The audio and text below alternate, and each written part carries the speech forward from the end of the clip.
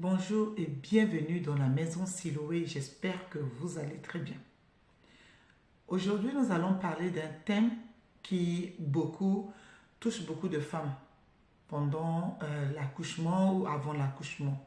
Qu'est-ce qu'il faut faire pour avoir accouché par la voie basse, éviter à ce que nous évitons la césarienne. Voilà, nous allons parler de ça aujourd'hui. Je suis Sandrine Deligras, votre conseillère en bien-être, en hygiène intime chez l'homme et la femme, conseillère auprès de la future maman pendant sa grossesse et après son accouchement. À l'accompagner, à prendre soin de son corps et ceux de son bébé une fois arrivé au monde. Alors, nous allons parler de ce thème aujourd'hui autour de l'accouchement. Vous voyez, ces derniers temps, nous parlons autour de l'accouchement, autour des bébés. Pourquoi? Parce que c'est dans nos programmes. Quand vous m'entendez chaque fois, dans chacune de mes vidéos, je parle à chaque fois de ça. Alors, je suis conseillère. D'accord? Je suis conseillère et je suis censée de vous conseiller certaines choses que je connais. Certaines choses que je ne connais pas et je ne veux pas m'engager là-dedans. D'accord? Alors, aujourd'hui, nous allons parler comment se préparer bien pour accoucher par voie basse, pour éviter la césarienne. Si tu es une personne qui a un bassin étroit, c'est-à-dire, tu as le bassin il est un peu comme ça, on se forme là, comme ça, on se forme. Et il y a l'os qui est là, et là, ce sont les conduits qui amènent au niveau de col de l'utérus. Et si le bassin, il est cintré, il est coincé, comment l'enfant peut passer? Il est cintré, il est coincé, comment l'enfant peut passer? Chez les femmes qui sont pas très grandes de taille, qui sont petites de taille, souvent s'ils ont des bassins qui ne sont pas très grands, pour passer le bébé facilement, pour que le bébé puisse passer, deux fois il y a un souci. Deux fois il y a un souci pour que le bébé passe. Mais certaines femmes, ils ont de petites tailles. J'ai eu une de mes collègues, elle a accouché ses bébés normalement, elle n'est pas très grande. Elle avait accouché tous ses bébés par la voie basse normalement et c'est que des gros bébés. Que des gros bébés. Donc, ça peut arriver à une personne qui est de très grande taille ou de petite taille d'accoucher, d'avoir le bassin cintré, coincé, le bassin étroit. Donc, voilà, nous allons parler de ça aujourd'hui. J'ai eu entre mes bébés, j'ai eu une césarienne. Pourquoi? La première grossesse, le médecin avait vu que mon bassin était déjà cintré, mais avec ce bassin cintré, j'ai eu le bassin décalé. Par rapport à la grossesse, j'ai eu comment on appelle ça? Le déhanchement. C'est-à-dire, ma hanche était, comment on appelle ça? Déplacée. Ma hanche a été déplacée, donc à ça qui fait que le bébé n'était pas bien positionné. J'ai eu de longs travail. Ça veut dire quoi? La grossesse a dépassé de 3 jours et les médecins ont décidé de provoquer bébé.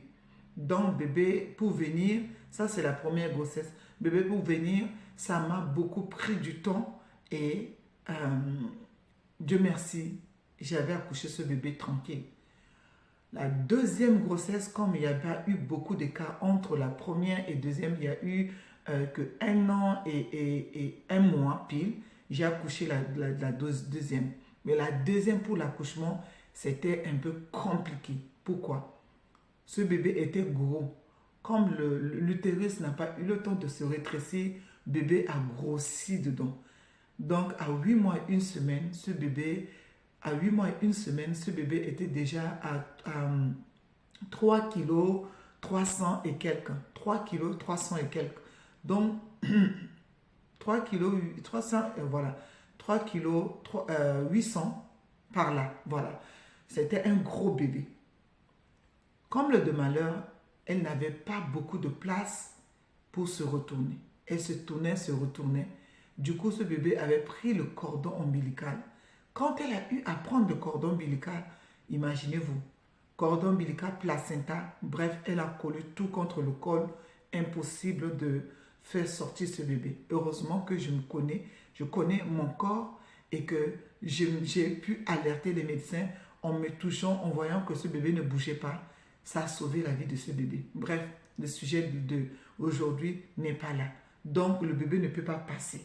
Le bassin était, sa tête, tout son corps était coincé. Le médecin, elle a vu ça, elle dit non, non, non, on ne peut pas juste nous amuser. Et ma tension qui baissait, la tension de bébé qui baissait. Donc, on était allé tout de suite au bloc, on a sorti le bébé. Après cela, je suis restée 6 ans sans avoir d'autres enfants après ce bébé. Et je me suis dit, je veux me préparer.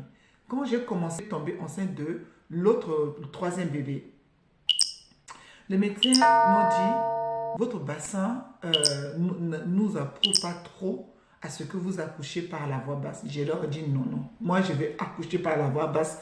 Qu'est-ce qui ne va pas que je ne peux pas accoucher par la voie basse?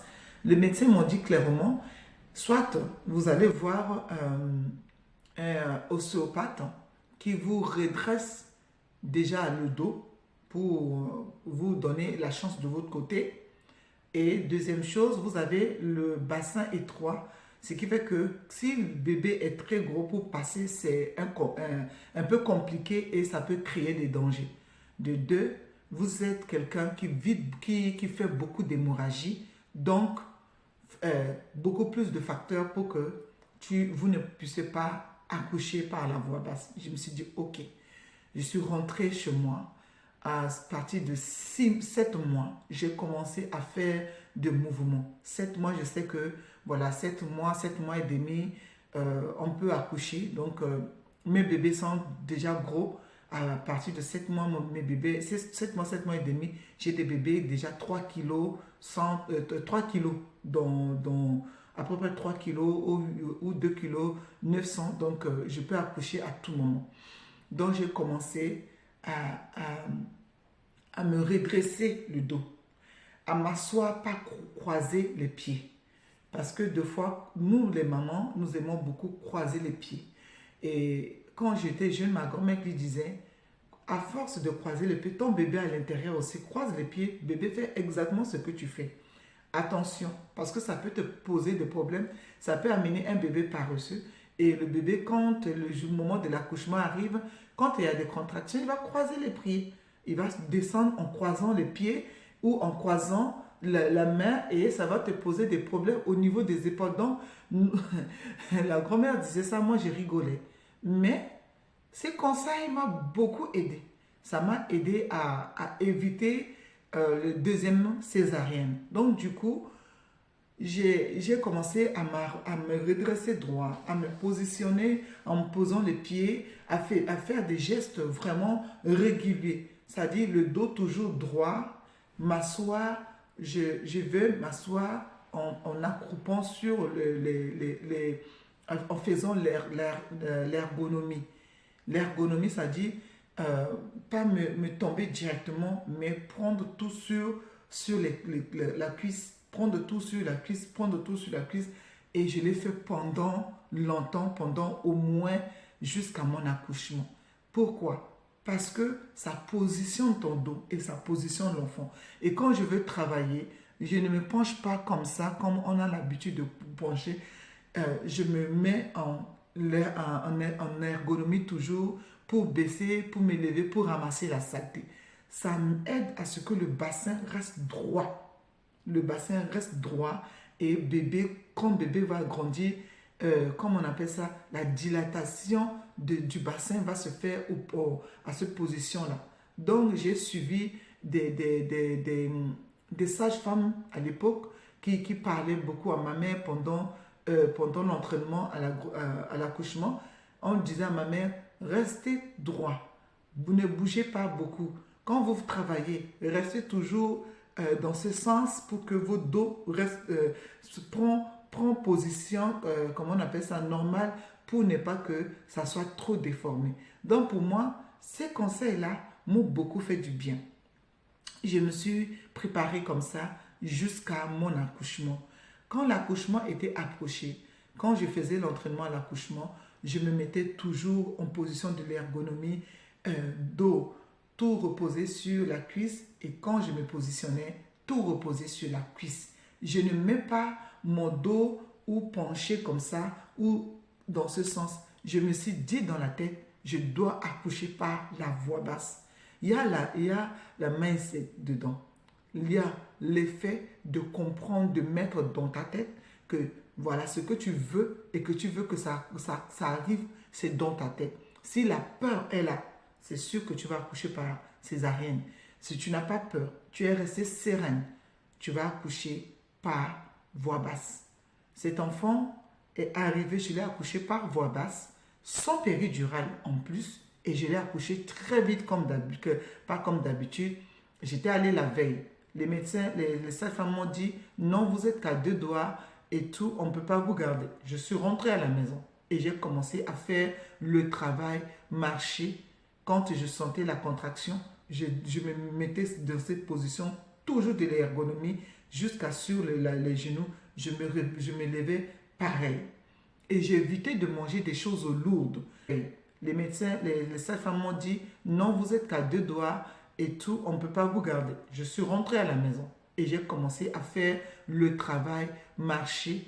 Quand je sentais la contraction, je me mettais dans cette position, toujours de l'ergonomie, jusqu'à sur les genoux. Je me levais pareil. Et j'évitais de manger des choses lourdes. Des choses lourdes à l'approche de l'accouchement. Certaines nourritures, on ne mange pas. On mange tout ce qui est à base du bouillon qui va aider, comme le gombo, comme certains légumes qui aident à passer facilement. Le gombo. Le gombo, comment on appelle ça, a un bienfait fou. Chez nous en Afrique, une femme à l'approche de l'accouchement doit manger le gombo, doit beaucoup manger le gombo. Et ce qui m'a aussi beaucoup aidé, bon, ça c'est moi. Je ne conseille pas à beaucoup de personnes. Si vous vous sentez bien, nous, avant d'accoucher, on fait le lavement. Le lavement, mais avec certaines plantes.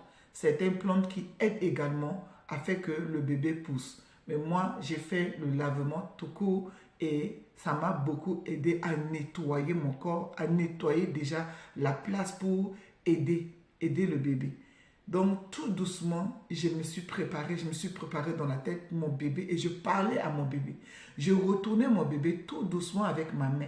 Je me faisais des massages sur le ventre avec le beurre de karité et avec l'huile de palme rouge. Je me faisais ce massage et je parlais à mon bébé. Je le positionnais, je faisais que ça parlait à mon bébé. Et ce qui fait que quand le temps voulu arriver, j'étais rentrée à la maison comme je vous ai dit. J'ai aussi rentré le soir. Quand j'ai commencé à sentir la contraction, j'ai commencé à me maîtriser. Je parlais au bébé. Voilà, le temps était arrivé pour que tu puisses venir. Maman et papa t'attendent. Donc, tu dois sortir normalement. Il n'y a pas de besoin que tu viennes par césarienne. Quand tu arrives normalement, papa et maman vont profiter également de toi, tes soeurs. Donc, je parlais beaucoup à cet enfant et au milieu de la journée, j'étais rentrée à l'hôpital. Dès que j'étais arrivée, les sages-femmes voulaient me positionner. Je leur ai demandé quelles sont les positions de doigts. Ils m'ont dit, vous êtes à 4 doigts et demi. Et je leur ai dit de ne pas me mettre la monotorine. Donc, je marchais. Je m'asseyais sur le ballon. Quand la contraction venait, je redressais le dos et je poussais sur le ballon. Je redressais le dos et je poussais sur le ballon. Au moment où ça approchait, je leur ai dit, oui, je pense que le bébé est bien descendu. Ils sont venus me percer comment on appelle ça, la poche des os. Voilà, prochainement je vous parlerai de poches des os qui ne s'éclatent pas. C'est tout à fait normal. Ce n'est pas toutes les femmes qui perdent les os avant d'accoucher ou on perd les os jusqu'aux dernières minutes où la tête de bébé est complètement dehors. On perce et le bébé sort. Donc, ça peut arriver.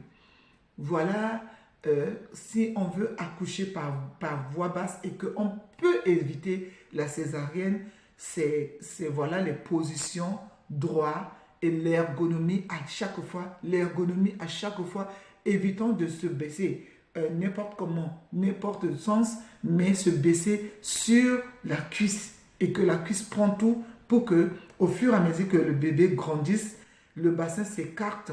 Le bassin s'écarte pour prendre si les ligaments se fassent et le bassin s'écarte, l'enfant prend la bonne position pour descendre dans le bassin.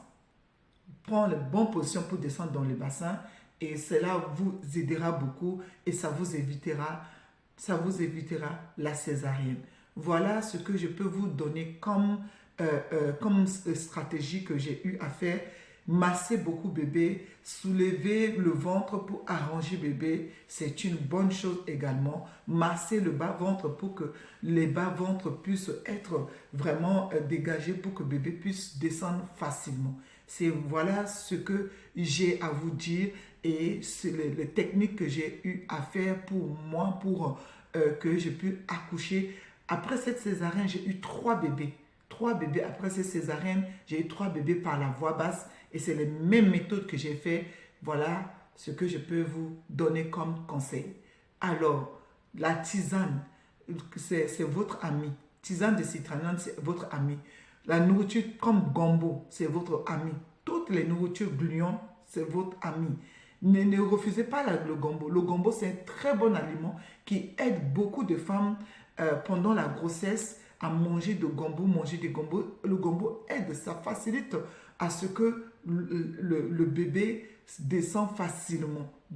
Ça aide le bébé à descendre facilement.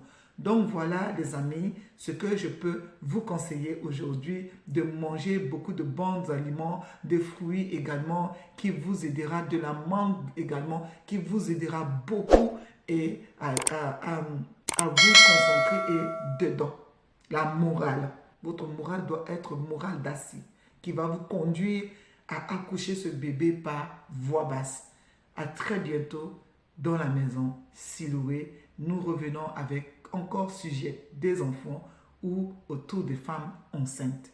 Ce sont des femmes enceintes qui m'ont posé des questions, qui m'ont fait, comment on appelle ça, les listes de ces questions que je viens vous donner ici. Ce sont des femmes enceintes qui m'ont donné les listes de questions qu'elles ont eues, que je les ai accompagnées pendant leur grossesse et elles ont accouché. C'est eux qui m'ont donné les listes de ces questions-là que je viens avec pour vous donner des stratégies.